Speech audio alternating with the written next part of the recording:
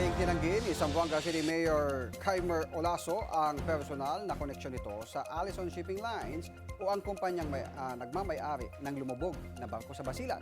Sa isang pulong na inilivestream ng alkalde, inamin niyang ang kanyang asawa ang stakeholder ng nasabing kumpanya. Dati rin niya siyang naging kapitan ng barko bago niya pasukin ang politika. Yes, I was one employed by the company as a ship captain and operations manager. And as a ship captain, in terms of safety of life, safety of operation, I'm very strict.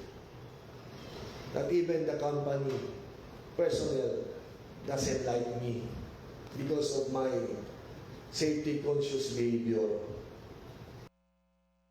Tiniyak rin niya na nasa taong bayan ang kanyang loyalty habang iginigiit ang pananagutan ng Allison Shipping sa insidente.